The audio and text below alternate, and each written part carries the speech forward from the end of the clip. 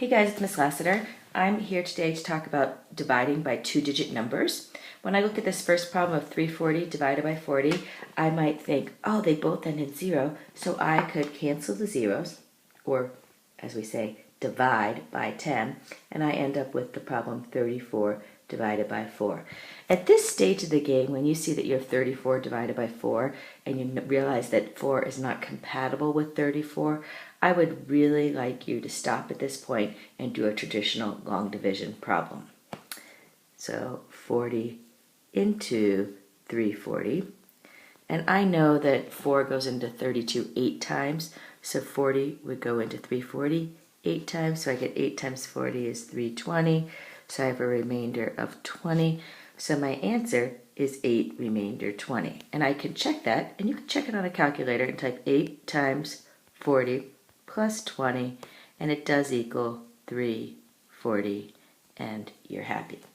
The problem over here, when I do my 34 divided by 4, I get 8 remainder 2, which, if I go to check it in the original, because you always have to check in the original problem, I have 8 times 40 plus 2 is equal to 322, which is not 340. And then some people might say, oh, I just have to add the 0 in, so obviously the answer is 8 remainder 20. It's not always that nice. Hey guys, when you look at this problem, you might first think, oh, the dividend and the divisor end in 0, so I'm going to divide by 10, and that would make the zeros cancel out. So I have the problem 520 divided by 9, and I would do the long division problem, 9 into 520, and 9 goes into 52 5 times, with 7 remaining. Bring down the 0, goes into 77 times. 7 times 9 is 63, with 7 remaining. So I get 57 remainder 7. When I check this answer, again, I do 57 times 90 plus 7, and I get 5137, which does not equal the 5200. So I would need to remember then, oh, I need to adjust the remainder. However, back at this point of the game, when you have 9 and 52 and you realize those two numbers aren't compatible, I would really prefer if you would go back and just do a traditional long division problem of 90 into 5200. 90 does not go into 52, but it goes into 520 5 times. 90 times 5 is 450, 70 remaining. Bring down the 0, it goes into 700 7 times with 630, and a remainder of 70. So my answer should be 57 remainder 70. Again, you can type on your calculator 57 times 90 plus 70, and it equals 5200, and so I know my answer is correct. And again, focus that your remainder has to be less than your divisor.